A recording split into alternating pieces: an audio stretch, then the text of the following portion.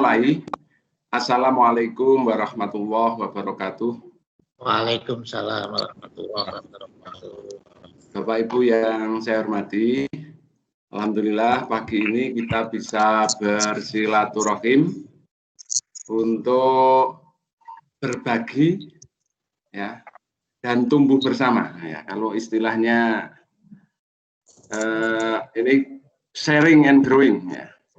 Ada beberapa hal, ada beberapa informasi yang saya dapat dari iklan yang baru saja saya ikuti, yang itu menurut saya sangat penting untuk bisa diketahui oleh para kepala sekolah, baik itu sekolah di semua tingkatan, SD, SMP, SMA, SMK,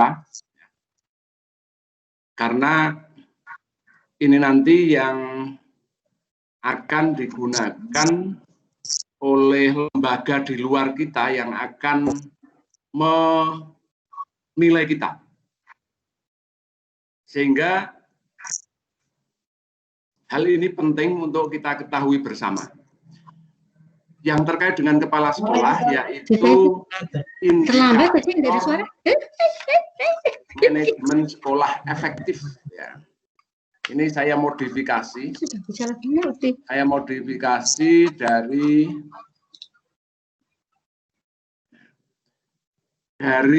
instrumennya, draft instrumen akreditasi Badan Akreditasi Sekolah dan Madrasah.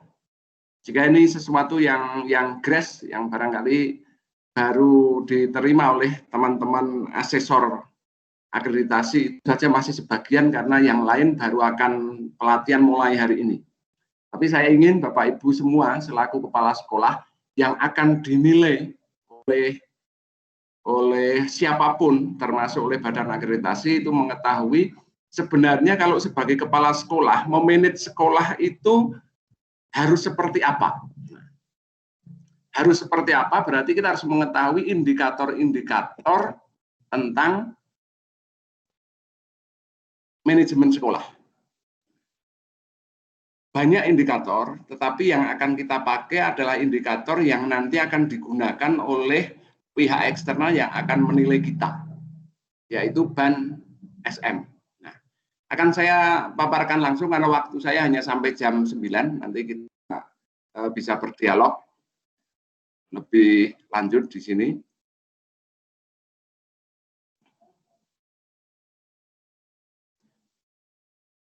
Saya minta izin untuk membagi file ya. Nah, ini Bapak Ibu, jadi indikator manajemen sekolah efektif ini saya beri judul itu. Ya. Sekolah yang efektif itu tentu sekolah yang berhasil membawa lulusannya mencapai kompetensi yang diharapkan.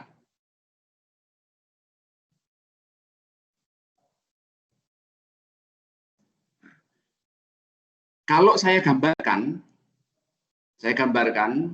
keterkaitan antara lulusan, proses pembelajaran, mutu guru, dan manajemen sekolah, maka sekolah yang efektif, manajemen sekolah yang efektif itu jika sekolah itu mampu mengantarkan mutu lulusannya atau mengantarkan lulusannya menjadi bermutu. Nah, lulusan yang bermutu seperti apa nanti di lain kesempatan, mungkin minggu depan akan saya jelaskan kalau yang pertama ini nanti sudah clear. Jadi Bapak Ibu selaku kepala sekolah dikatakan berhasil memanage sekolah jika lulusannya bermutu. Jika lulusannya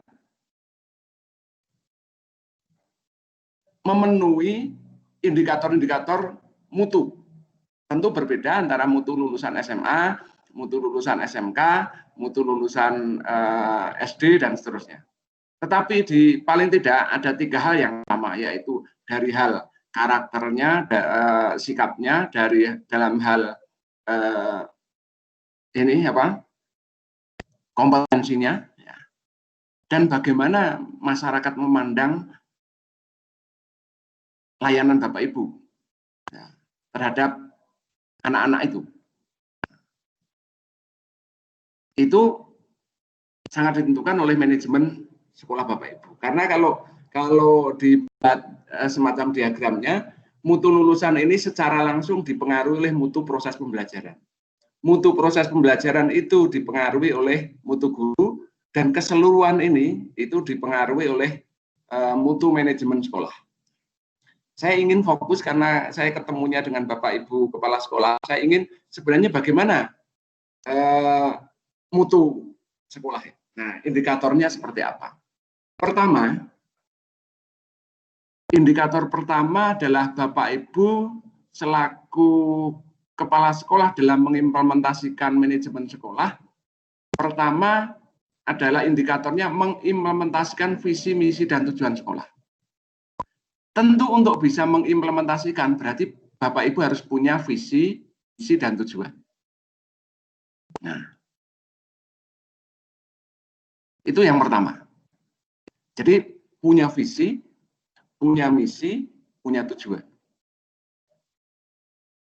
Maka kalau nanti Bapak Ibu besok, ya, ketika nanti ada penilai eksternal datang ke sekolah Bapak Ibu, nanti pasti Bapak Ibu akan kalau yang kemarin-kemarin akreditasi kan ditanya dokumennya. Tapi besok tidak, Bapak Ibu ditanya apa visinya. Ya. Kalau kepala sekolahnya visinya nggak hafal, tentu dipertanyakan bagaimana mengimplementasikan visi dan misi kalau dia sendiri tidak hafal, tidak ngerti apa itu visinya, apa misinya, apa tujuannya, nggak ngerti. Maka menjadi syarat mutlak bagi seorang kepala sekolah dan warga sekolah, visinya itu ya nggak hafal persis tapi paham, misinya juga paham, dan tujuannya apa yang akan dicapai itu juga paham. Ini penting. Karena Bapak Ibu nanti akan ditanya. Dan yang ditanya tidak hanya kepala sekolah, ya wakilnya, ya TU-nya, ya gurunya, itu. Tidak sekedar dilihat dokumennya. Ini yang membedakan akreditasi masa sekarang dengan masa-masa yang lalu.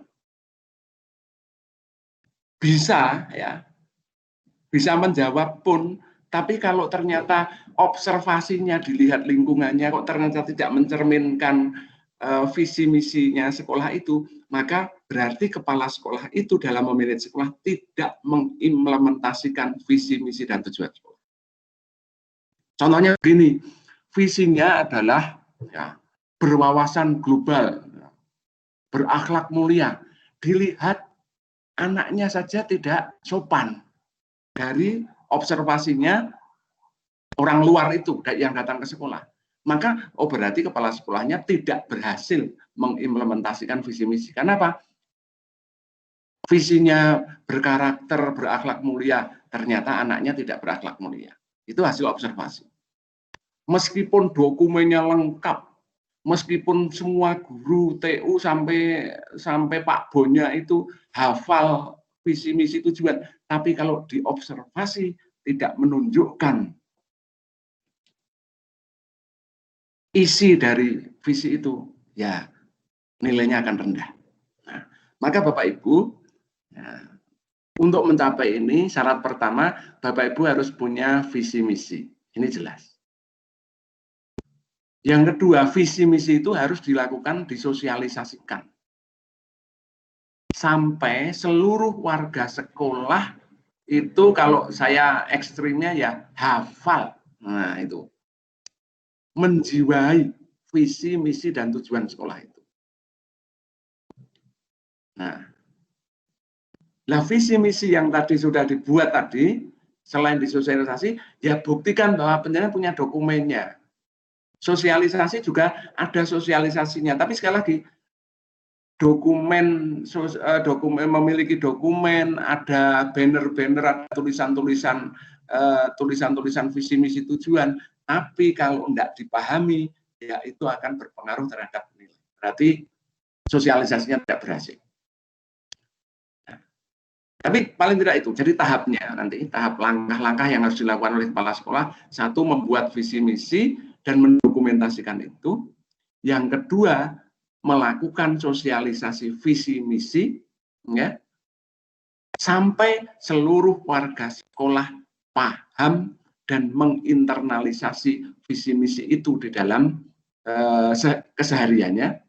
Yang ketiga, nanti mewujudkan visi misi itu sehingga setiap orang yang datang ke sekolah memandang lingkungan sekolah, ketemu dengan guru, itu terimplementasikan wujud dari visi misi dan tujuan sekolah itu. Itu satu itu. Itu tentang visi misi. Ini saja, satu hal ini saja nanti sudah menjadi pekerjaan yang cukup.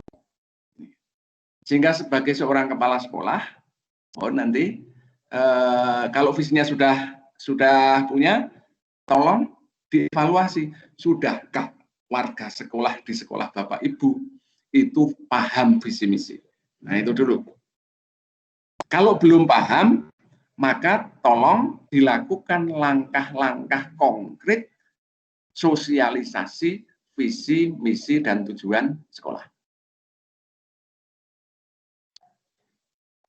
Sampai mereka paham, ya, sampai mereka menginternalisasi visi misi itu dalam perilaku kerja mereka. Kalau di sana itu berwawasan global, wawasan global itu diantaranya ya zaman global itu kan bahasa Inggris, kemudian pengetahuan IT, berwawasan global kok IT aja nggak paham, nah, belum bisa mengoperasikan minimal Word, Excel, dan PowerPoint, ngakses internet saja kak orang teteh misalnya. Nah, itu berarti belum lah. Itu yang harus dilakukan. Kalau visi misinya berakhlak mulia, beriman, bertakwa, maka bisa dilihat nanti, oh berarti muridnya bagaimana ibadah mereka, bagaimana ketika ada orang datang ke sekolah, ada tamu, bagaimana menyambut tamu, bagaimana mereka itu memperlakukan adik kelasnya, bagaimana memperlakukan kakak kelasnya, bagaimana guru berhubungan dengan siswanya, dan seterusnya. Jadi di situ benar-benar visi, misi, dan tujuan itu terimplementasikan. Oke Bapak Ibu, ya ini indikator satu ini Bapak Ibu. Ada 13 indikator. Ya, sebenarnya ada 13 indikator yang nanti perlu kita bahas. Ini tidak harus satu pertemuan, selesai. Nanti mungkin bisa berseri-seri nggak apa-apa. Karena pertemuan kita Senin itu saya sekaligus mengingatkan kembali. Senin itu setengah jam saya bertemu dengan Bapak Ibu Kepala Sekolah untuk hal-hal seperti ini. Tapi pagi ini saya 1 jam. Ya, jam 8 sampai jam 9. Biasanya jam 12.30 sampai jam 13 saja. Jadi waktu Bapak Ibu istirahat saya pakai untuk itu. Ini baru yang visi misi dulu. Barangkali ada tanggapan Bapak Ibu tentang visi misi ini, bisa langsung kita diskusi. Monggo, silakan. Yuni Pak. Waalaikumsalam. Monggo. Ya, sinten Bu? Ya, Pak. Mohon maaf saya tadi terlambat masuk. Oh, Bu Yuni. Ya, silakan Bu Yuni. Setelah mendengar paparan dari Bapak tadi, disampaikan bahwa untuk akreditasi yang akan datang itu tidak seperti akreditasi yang sudah kita lakukan. Tidak sekadar hitam di atas putihnya ada, memenuhi syarat langsung ada skor gitu ya. Tapi ke implementasinya. Nah, untuk pertanyaan saya, aturan tersebut atau regulasi tersebut itu mulai diberlakukan kapan Pak? Karena SMA 1 Kendal itu saya lihat tahun 2022 itu harus akreditasi ulang Bapak. Yang pertama, kemudian yang kedua, kalau memang yang diutamakan berarti ada asesor yang datang ke sekolah untuk visitasi itu hanya melihat lingkungan ataupun wawancara saja tanpa melihat dokumen, begitu Pak? Atau bagaimana? Saya mohon penjelasan. Terima kasih. Assalamualaikum warahmatullahi wabarakatuh. Waalaikumsalam. Baik Bu Yuni, ini pertanyaan yang sangat bagus. Jadi begini, akreditasi menggunakan instrumen baru itu mulai tahun ini. Jadi nanti tahun ini, sekarang ini, hari ini sedang dilaksanakan gelombang 2 diklat asesor untuk Jawa Tengah. Ya. Jadi kalau Jawa Tengah ini setelah diklat asesor selesai, nanti sampai hari Senin, Selasa, Rabu, Kamis, Jumat, hari Jumat selesai, nanti mungkin tidak nunggu lama, segera dilakukan akreditasi. Jadi itu diterapkan. Berarti, mohon maaf Pak, perlu sosialisasi ke paling tidak kepala sekolah Pak sebelum diimplementasikan itu. Tentu ya. Ya, tentu ya. Nanti akan ada sosialisasi ini. Maka saya gini, itu saya hanya berpikir begini, saya hanya ngambil indikator-indikator. Saya tidak punya hak untuk dan punya kewajiban mensosialisasi itu secara pribadi. Tetapi yang saya sosialisasi adalah indikator-indikator manajemen, indikator mutu lulusan, indikator itu kepada sekolah agar kinerja sekolah itu orientasinya pada kualitas itu, bukan benar-benar kinerjanya meningkat. Sehingga siapapun yang akan melakukan, yang datang ke sekolah untuk menilai apakah itu ban atau itu siapapun, itu kita sudah siap.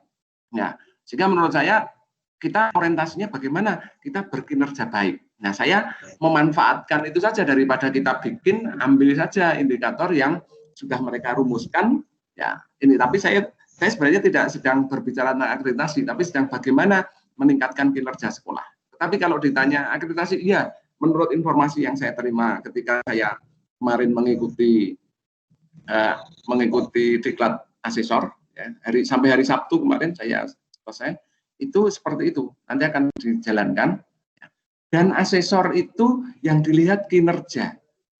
Kinerja pertama tentu dilihat ada yang namanya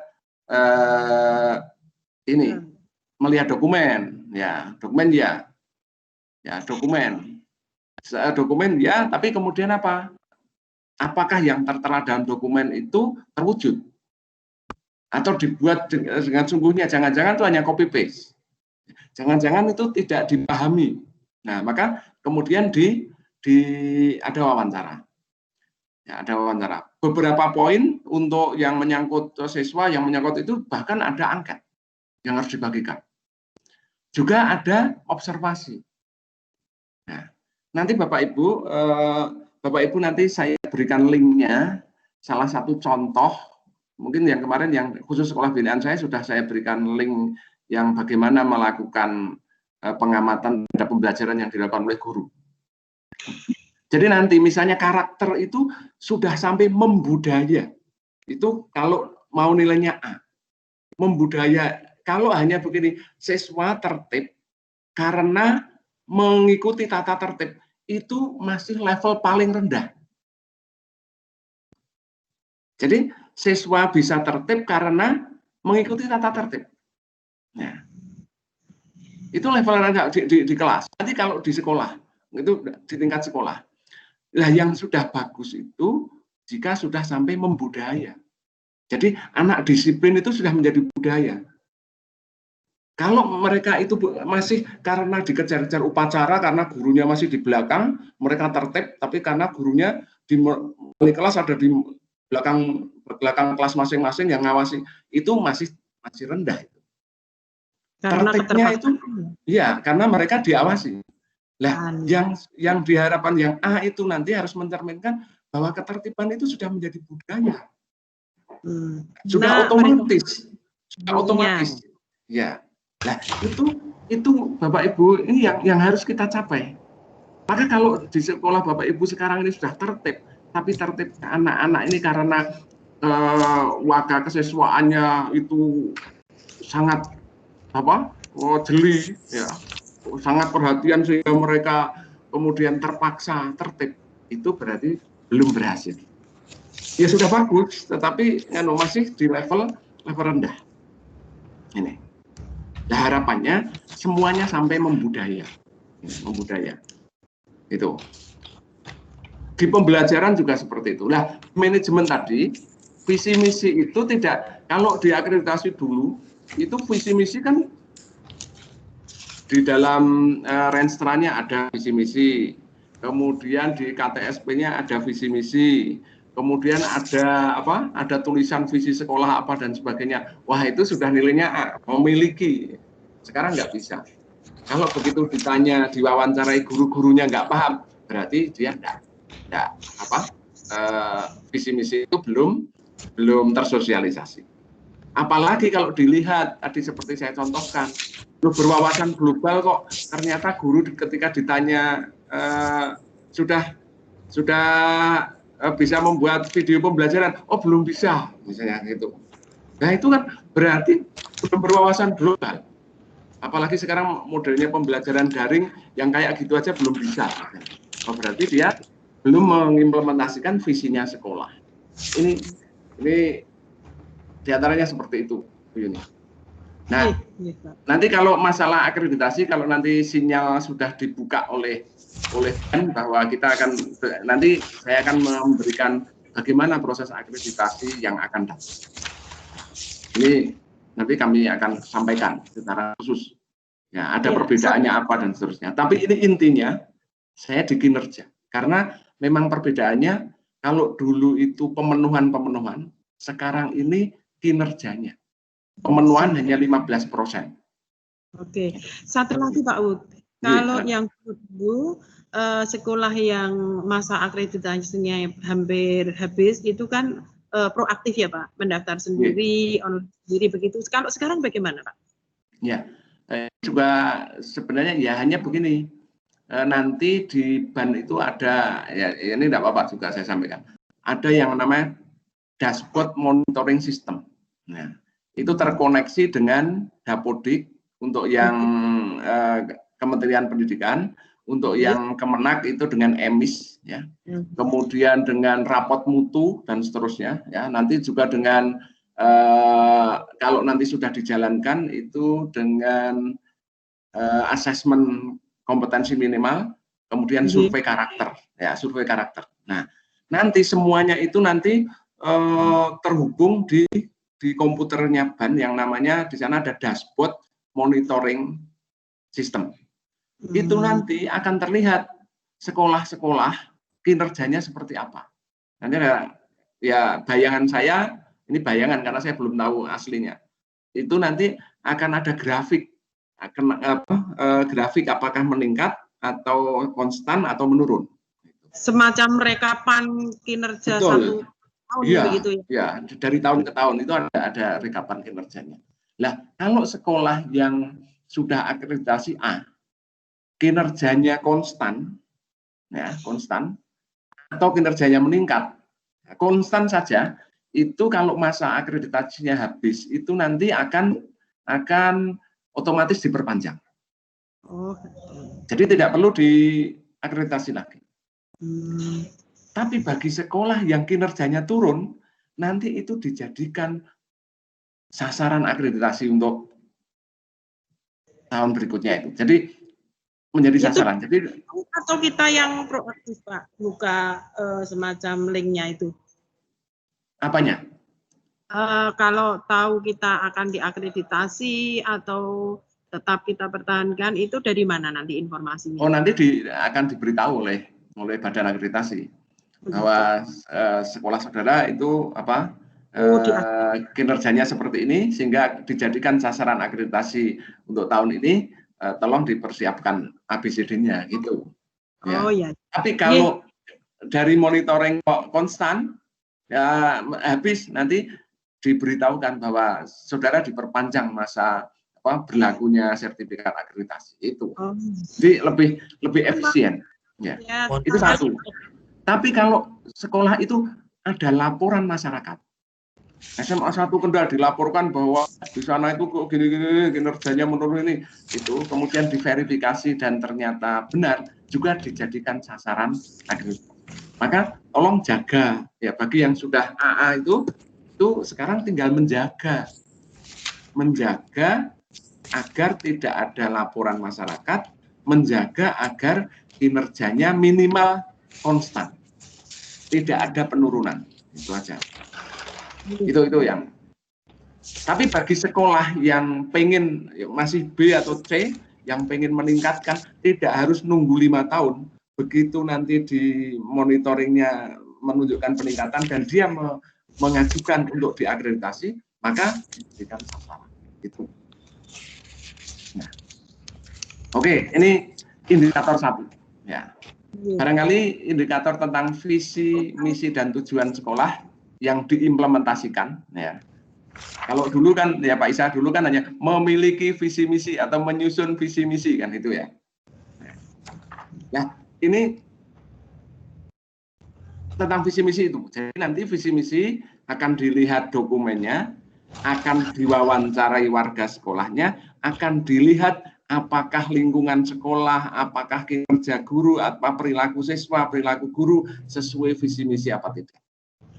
Kalau sesuai, ya berarti nanti nilainya tentu tinggi. Tapi kalau tidak sesuai, nilainya tentu dan itu sangat halus ininya ininya. Karena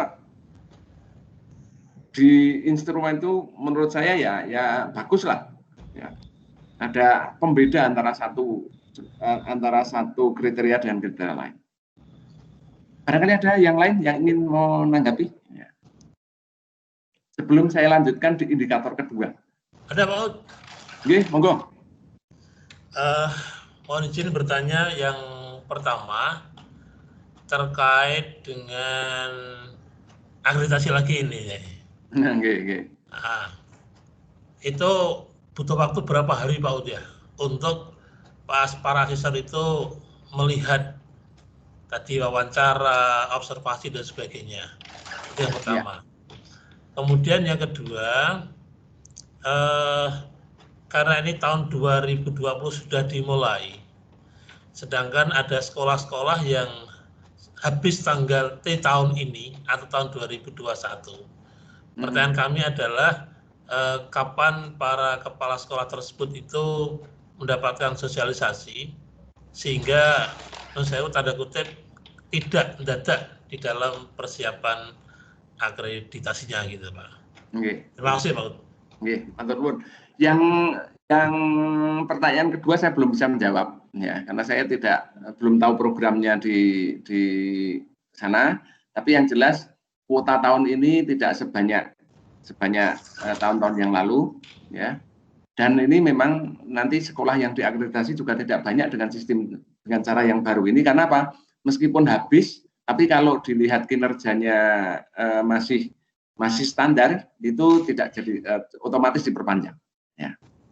Kemudian yang tadi pertanyaan pertama tentang berapa hari, ya 2 hari Pak, 2 hari 2 asesor itu dan masuk kelas masing-masing asesor itu untuk 2 guru mengikuti pembelajaran penuh itu 2 guru itu. Tetapi perlu diketahui bahwa sekarang ini instrumennya hanya 35 item Pak, sedikit sekali, hanya 35 item. Manajemen itu 13 indikator. Yang nanti ini yang kita bahas satu persatu hari ini, kita baru satu indikator. Jadi kalau saya sampaikan di sini kepada Bapak Ibu Kepala Sekolah, kalau Bapak Ibu Kepala Sekolah sudah punya visi misi, ya, kemudian visi misi tersosialisasikan dengan tanda bahwa seluruh warga sekolah itu paham, ya, paham dan melaksanakan visi misi itu dalam keseharian. Kemudian apa yang ada dalam isi visi misi itu terlihat ketika diobservasi, lingkungannya menunjukkan visi misi itu, kemudian perilaku siswa, perilaku guru, kemudian fisik sekolah menunjukkan, ya itu sudah oke. Ya, Sekarang Bapak Ibu tinggal mengevaluasi saja. Visi misinya sudah punya belum? Saya yakin itu sudah. Ya. Mungkin yang masih lemah adalah di sosialisasi pemahaman visi misi tujuan sekolah itu bagi warga sekolah. Itu mungkin ya apa yang ada dalam visi itu belum seluruhnya terimplementasikan dalam kalau dilihat orang itu berkarakter gitu. Oh, masuk sekolah, oh terlihat siswanya tertib, buang sampah, ini tidak ada anak terlambat. Ya, itu kan berarti sudah sesuai dengan visi. Ya, visinya sekolah berkarakter misalnya. Berakhlak mulia. Nah, itu terlihat dalam perilaku. Wah, gurune nganu ternyata saling bermusuhan antara satu dengan yang lain, itu jelas sangat bertentangan dengan visi akhlak mulia. Di situ tidak ada keterbukaan, itu. Wah ini jelas sangat bertentangan dengan mulia. Ya, itu dari observasinya itu tidak sekedar memandang, tetapi juga mendengar, merasakan. Maka syaratnya asesor itu harus memiliki kemampuan melakukan professional judgment. Ya. Maka persyaratannya ya harus pernah mengelola sekolah, menjadi kepala sekolah dan seterusnya. Itu diantaranya pengalaman lah. Harus pengalaman ini. Tidak harus jadi kepala sekolah, tapi pengalaman mengelola sekolah. Sehingga seseorang yang seperti itu begitu masuk ke sekolah itu rasanya saja sudah apa? Oh, ini kayak seperti ini itu sudah. Sehingga nanti akan bisa menjadi bahan untuk professional judgment. Hanya didukung dengan data yang tidak terlalu banyak pun dia sudah bisa dan bisa dipertanggungjawabkan karena profesionalnya. Jadi judgment yang bisa yang dilakukan oleh seorang profesional karena memang pertanggungjawabannya jelas. Gitu Pak Isa. Ya, terima kasih Pak. Kalau tidak ada saya lanjutkan indikator kedua. Ya. Indikator kedua Bapak Ibu.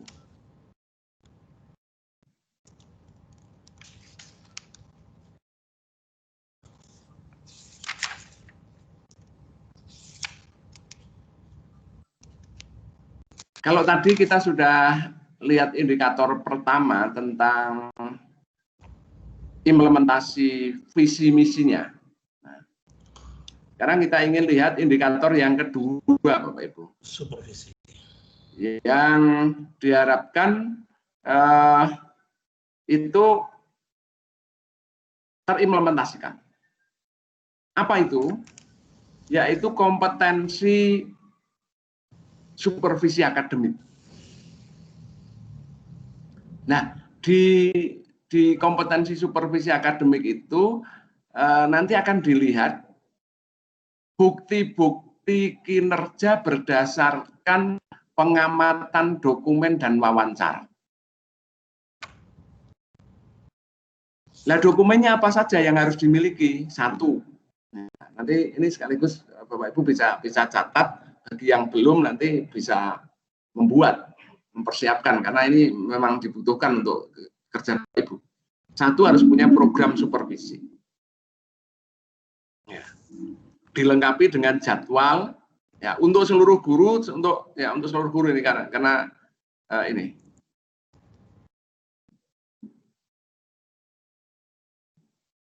Tentu Bapak Ibu tidak bisa melakukan sendiri, harus bagi dengan guru-guru senior, maka dengan penugasan. Program ini harus punya. Kemudian, apa yang akan dilihat, dokumen yang akan dilihat kecuali program, bukti bahwa Bapak Ibu melaksanakan supervisi. Berarti apa? Ya catatan hasil supervisi masing-masing guru.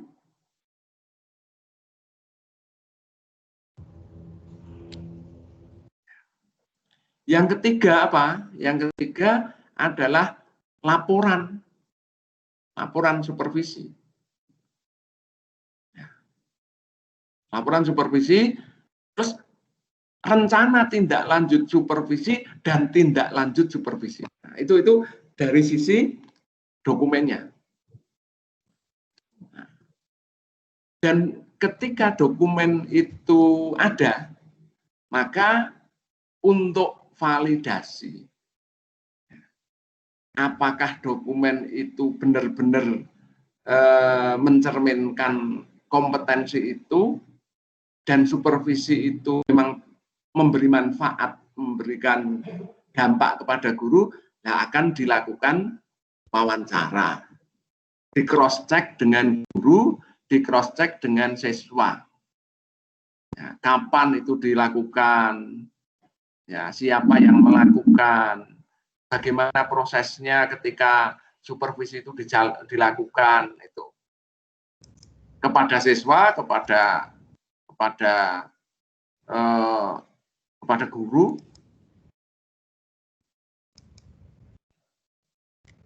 sehingga yang tertulis itu akuntabel, Bapak Ibu.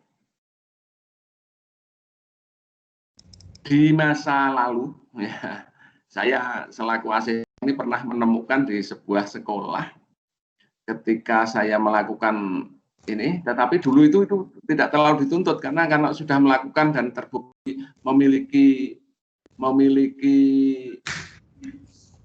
administrasinya, ya sudah. Tapi kalau sekarang enggak. Waktu itu saya pernah menemukan ketika saya tanya, pernahkah kepala sekolah datang ke kelas untuk melihat guru mengajar misalnya. Nah, dia menjadwalkan supervisi pengamatan pembelajaran di kelas. Jadwalnya ada, laporannya ada, instrumen yang sudah diisi ada, tanda tangani guru, tanda tangan. Tapi tidak ada satu siswa pun yang mengatakan bahwa kepala sekolah pernah masuk untuk melakukan supervisi, masuk untuk menunggui guru mengajar. Nah, di situ. Jadi ini. Nah, bagaimana sekarang kalau kita sudah mengetahui itu, maka ini terkait dengan tugas Bapak Ibu, ya mari kita tingkatkan kinerja kita, kompetensi kita selaku supervisor. Supervisi itu kan prinsipnya memberi bantuan kepada guru, ya, melalui aktivitas Bapak Ibu. Nah, tentu supervisi ini dibuat perencanaannya, dilaksanakan, kemudian ditindaklanjuti. Dan supervisi yang baik itu gurunya merasakan manfaatnya. Kalau gurunya itu tidak merasakan manfaat dari supervisi itu, tidak pernah mendapatkan masukan dari hasil supervisi, tidak mendapatkan fasilitasi sebagai tindak lanjut supervisi, ya ini berarti supervisi itu belum berfungsi dengan baik. Sehingga kepala sekolah itu dikatakan ya belum kompeten dalam hal supervisi akademik. Itu indikator kedua. Dari indikator kedua ini, Bapak Ibu, mungkin ada yang perlu kita diskusikan. Silakan. Bisa lagi, Pak? Monggo, Bu. Ya. Pak, di masa pandemi, untuk supervisi akademik ke guru-guru, tentu saja kan tidak bisa dilaksanakan secara maksimal ya. Untuk saya sendiri khususnya. Tetapi memang saya berusaha untuk program, jadwal, kemudian pelaporan, program tindak lanjut, dan itu saya sesuaikan. Maksud saya sebelum pandemi kan sudah membuat seperti itu juga. Tapi di masa pandemi ini kok saya merasa bukti fisik itu belum maksimal karena saya satu, untuk pelaksanaan pembelajaran, saya tidak selalu bisa masuk dalam BBM karena memang platform yang digunakan teman-teman kan berbeda-beda. Jadi fisiknya hanya ya sederhana saja Pak, misalnya screenshot, kemudian contoh pekerjaan siswa dan lain-lain, itu saja. Kemudian untuk yang tindak lanjut pun kalau biasanya saya bisa satu ruangan untuk diskusi atau setelah supervisi kami diskusi langsung dengan gurunya. Tapi sekarang ini kan mungkin saya hanya bertanya lewat WA, hanya bertanya mungkin telepon begitu. Itu bagaimana? Ya, baik. Jadi begini, prinsip supervisi itu kan membantu guru, ya, membantu guru untuk meningkatkan kinerja mereka. Tentu proses memberikan bantuan itu kan harus sesuai dengan situasi dan kondisi. Nah, saat ini apa yang maksimal bisa Bapak Ibu lakukan agar layanan guru kepada murid itu bisa lebih baik, itulah supervisi. Jadi kalau misalnya kita meminta laporan hasil kerja murid, kemudian kita analisis, dari hasil kerja murid itu kita akan bisa melihat bagaimana proses pembelajaran yang dilakukan oleh guru. Kemudian kita bisa memberikan masukan ya dengan WA, dengan telepon atau dengan cara seperti ini bisa. Misalnya ketika kita melihat bahwa murid kita melihat tugasnya apa, oh ternyata tugasnya meringkas. Ya. Kalau itu satu guru itu mungkin sudah baik lah. Ya. Tapi ketika kita dalam satu hari itu kita minta 2 orang guru atau 3 orang guru, ternyata semua tugasnya itu kan muridnya blenger di situ. Nah dari situ kita bisa memberikan masukan kepada guru agar dalam proses penugasan itu ada variasinya atau bahkan mereka terkoordinasi antara satu dengan yang lain sehingga tidak terlalu memberatkan peserta didik. Nah kalau guru sudah bisa mengubah polanya pembelajarannya menjadi lebih menyenangkan dan tidak memberatkan peserta didik, itu kan berarti sudah ada peningkatan layanan pada peserta didik. Nah itulah hasil supervisi yang dilakukan. Jadi sederhana tapi bisa dirasakan oleh anak sebagai yang dilayani, dan gurunya juga ada perubahan. Itu. Kemudian kalau misalnya kita deteksi dari perencanaan pembelajaran saja kita sudah bisa. Jadi kalau misalnya sebelum pembelajaran dilakukan, Bapak Ibu sempat melihat sepintas saja RPP-nya guru, karena kita punya link ya yang hari ini pelajaran hari ini kelas 11 pelajaran apa saja, RP-nya kita lihat, kita bukai dalam waktu 2 menit hanya melihat langkah-langkah pembelajarannya saja terlihat, wah ini pembelajarannya masih memberatkan siswa karena apa? Karena tidak ada interaktif atau terlalu banyak penugasan dan seterusnya. Kemudian kita bisa memberikan masukan, mengajak diskusi guru untuk melakukan perubahan langkah-langkah pembelajarannya. Atau kita mungkin hanya fokus di medianya saja, atau fokus di penugasan atau evaluasinya saja. Itu pun kita sudah bisa memberikan saran-saran kepada guru dari situ saja. Itu supervisi. Dan kalau itu kita lakukan, ya mungkin buktinya hanya catatan selembar, tidak harus yang format baku, instrumen yang baku, tapi punya catatan hari Senin tanggal 24 ya memberikan mengobservasi atau melakukan analisis RPP-nya Bu ini, memberikan catatan ini dan sudah disampaikan pada yang bersangkutan.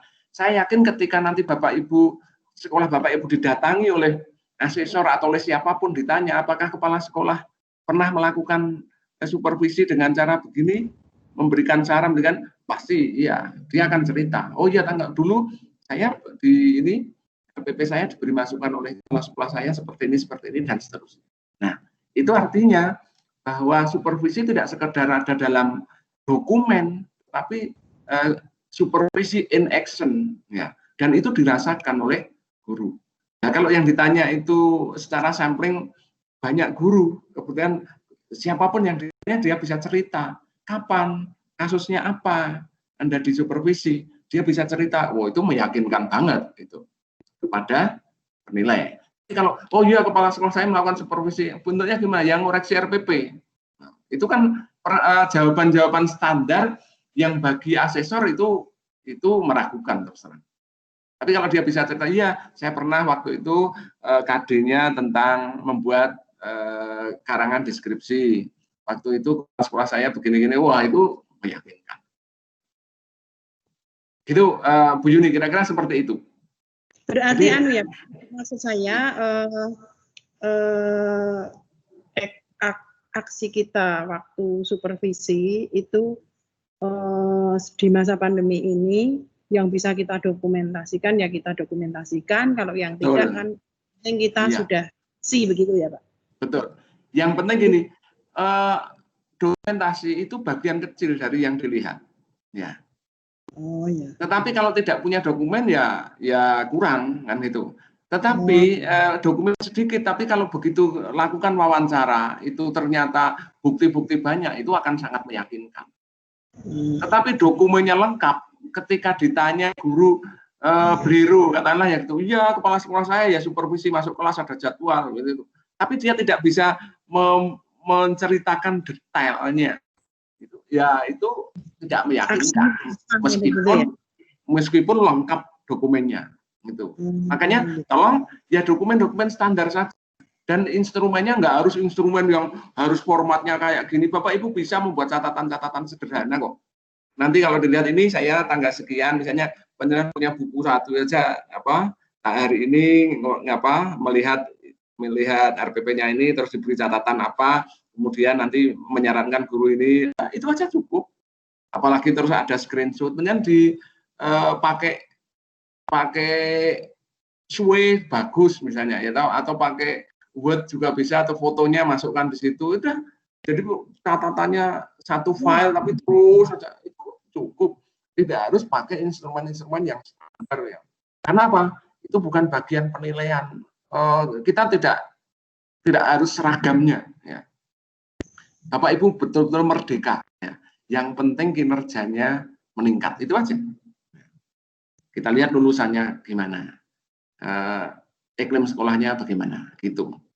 Ya kalau dulu kan harus sesuai dengan juknis, ya ini nggak ada juknisnya nih. Ya, silahkan Bapak Ibu berkreasi, silahkan. Kalau orang masuk sekolah, sekolahnya tertib, gurunya tertib, muridnya aduhai, ya itu aja. Ya, prestasinya bagus-bagus, lulusannya diterima perguruan tinggi favorit, itu lomba-lomba bagus, misalnya itu aja. Tapi juga tetap ada dokumen. Jadi bukan mengutamakan dokumen. Saya katakan dokumen hanya sebagian dari bukti yang belum tentu, yang masih perlu dikonfirmasi. Itu aja. Oke, gitu Bu Yuni. Monggo yang waktunya tinggal 10 menit, saya konsisten saja nanti biar Bapak Ibu tidak bosan. Ya. Minggu depan saya lanjutkan indikator berikutnya. Ya. Saya lihat Pak Nur Hadi angkat tangan itu Pak. Oh Pak Nur Hadi, di tempat saya nggak ada. Silakan Pak Nur, silakan. Pak Nur silakan. Oke. Atau bisa nulis di chat. Ya, saya tulis Pak tadi sebenarnya sudah disampaikan Pak Isa dan Bu Yuni juga. Sudah disampaikan, saya hanya menyimak. Satu hal aja Pak, ini bulan Oktober besok kan Pegadaian kebetulan akreditasi. Nah ini informasi perpanjangan saya lihat di Sipenas belum muncul. Ini apakah memang informasi tadi Pak Ud menyampaikan bahwasanya sudah terdata atau sudah didata dari pusat terkait dengan informasi sekolah itu konstan meningkat atau menurun. Nah apakah itu sudah berjalan sehingga teman-teman yang pada bulan ini, September Oktober ini sudah waktunya akreditasi, akan ada informasi perpanjangan ataukah hanya menunggu atau kita yang aktif Bapak? Terima kasih Pak. Oke, jadi gini Pak, tahun ini yang habis masa akreditasinya banyak. Ya, banyak. Ya, sementara kuotanya sedikit. Ya, tentu yang diprioritaskan adalah sekolah yang masa akreditasinya habis, kinerjanya turun, atau sekolah yang baru yang sudah memenuhi syarat untuk diakreditasi itu. Ya, itu aja. Saya tidak tahu nanti pegadon yang masuk yang mana. Saya belum mengetahui.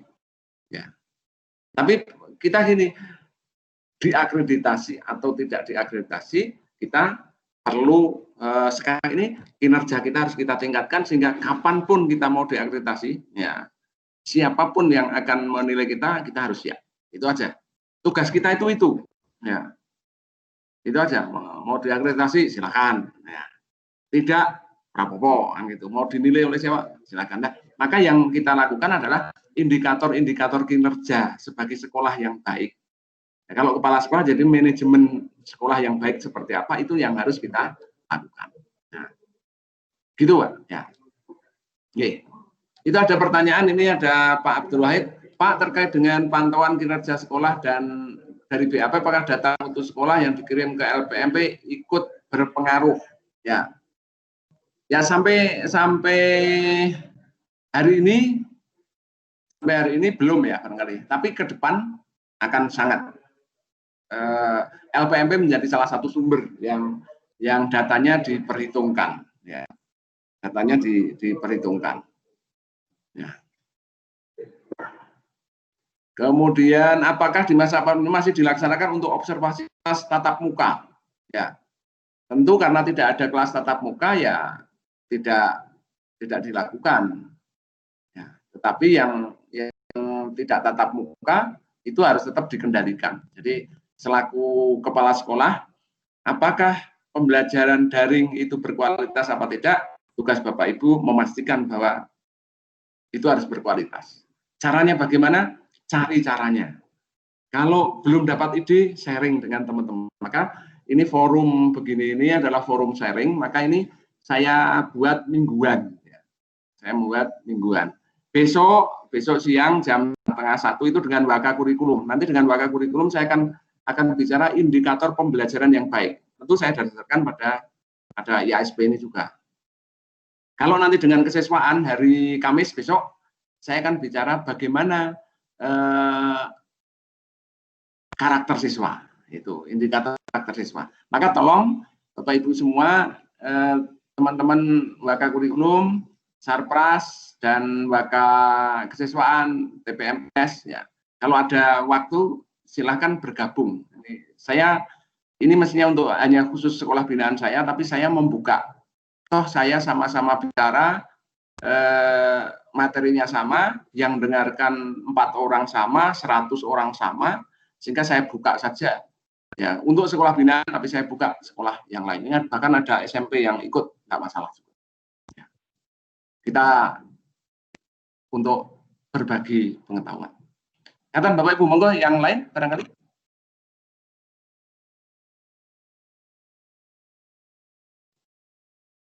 Kalau tidak ada, saya tambahkan satu lagi indikator yang ketiga, ya, tentang manajemen sekolah yang efektif, ya, didasarkan pada indikatornya BAN-SM. Kepemimpinan kepala sekolah yang kreatif, ya. Jadi kepala sekolah itu mempraktekkan kepemimpinan yang kreatif, inovatif, partisipatif, kolaboratif, transformatif, dan efektif. Nah ini banyak tifnya ini. Nah, maka pertanyaannya gini. Nah itu dari dokumen dan dari mana? Pertanyaannya, Bapak Ibu sudah membuat inovasi apa selaku kepala sekolah? Inovasi itu sesuatu yang baru dari memodifikasi yang sudah ada, boleh. Atau sesuatu yang baru, benar-benar baru. Nah, dalam kepemimpinan. Nah, ini yang penjelasan bisa merenungkan kira-kira apa ya? Kalau guru-guru ditanya, Bapak Ibu bisa membayangkan, kalau guru di sekolah Bapak Ibu ditanya, Pak, kepala sekolah panjenengan inovasinya sama memimpin. Nah, kira-kira jawaban dari guru-guru panjenengan itu apa? Kalau mereka itu tidak punya jawaban, wah nggak ada inovasinya apa-apa. Nah, berarti Bapak Ibu pasti nilainya jelek. Dipastikan, saya katakan begitu. Ya, wah tapi enggak, sekarang ada kepala sekolah ini, kami dulu tidak ini, sekarang ada, wah ada kegiatan ini, ada wah luar biasa. Lah itu kalau sampai gurunya, kalau sampai muridnya begitu, itu berarti penilaian inovatif. Apa kreasinya kepala sekolah? Ditanya warga sekolah seperti itu, nggak ada kreasinya apa-apa. Waduh, nah kalau sudah seperti itu, nilai kepemimpinan Bapak Ibu dipastikan kurang, ya, di bawah baik, ya itu. Kalau partisipatif itu, apakah guru-guru dilibatkan dalam mengambil keputusan? Apakah dia ngajak guru-guru untuk bermusyawarah untuk memajukan sekolah? Nggak pernah Pak, semua diambil keputusannya sendiri. Wah sudah, dari sisi itu, meskipun Bapak Ibu punya bukti bahwa ada rapat, ada daftar hadir, partisipatifnya jelas, kolaboratifnya, nah nanti bagaimana ini masing-masingnya harus jalan, ini butuh sesi tersendiri, bagaimana kepala sekolah kreatif, bagaimana bentuk inovatifnya kepala sekolah, bagaimana partisipatifnya, bagaimana kolaboratifnya, bagaimana transformatifnya, bagaimana efektivitasnya. Oh nggak efektif Pak, itu boros Pak, ya selama dipimpin kepala sekolah ini malah anggaran Pak jelas misalnya seperti itu. Nah berarti nilainya akan rendah. Nah, ini nanti kita bahas, mungkin minggu depan kita akan bagaimana kepemimpinan ini. Ya, nanti ada budaya dan seterusnya. Jadi bahas indikator manajemen sekolah ini saja luar biasa Bapak Ibu. Nanti kita tidak akan kehabisan materi kita nanti. Ya. Ini kita baru 2/4. 1/4 belum ada nanti. Kita baru bicara inovatif, kreatif, partisipatif. Itu nanti bisa kita lihat. Nah, wujud kreatif inovatif itu nanti Bapak Ibu punya karya, misalnya saja Pak, best practice. Nah, best practice itu tentu praktek terbaiknya yang ditulis best practice tentu bukan praktek sembarangan yang dilakukan oleh banyak orang. Tentu ada inovatifnya yang bisa ditulis itu. Ya. Misalnya bagaimana kiat untuk pembelajaran daring yang murah, misalnya. Bagaimana kiat meningkatkan partisipasi masyarakat dalam membantu pembelajaran daring. Misalnya Bapak Ibu punya seperti itu. Sehingga tidak ada satu siswa pun yang merasa kesulitan mengikuti pembelajaran daring karena tidak punya HP. Bapak Ibu punya kreasi, bagaimana anak-anak yang tidak punya HP bisa diatasi tanpa sekolah harus mengeluarkan anggaran, tapi Bapak Ibu berkolaborasi dengan siapa? Wah itu ciamik banget gitu ya.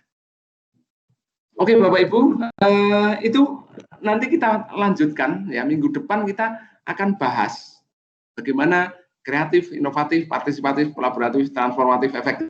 Satu pertemuan besok. Ya, kalau yang punya, saya berharap nanti kita bisa sharing siapa yang punya kreativitas, siapa yang punya inovasi, siapa yang punya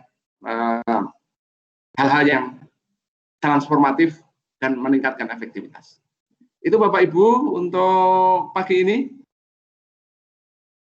Tetapi masih ada ya 1-2 menit, silahkan kalau mau dimanfaatkan. Jam 9, oh ini jam 9 lebih 1 menit. Saya kira kita konsisten saja, kita akhiri, kita akan lanjutkan di minggu yang akan datang.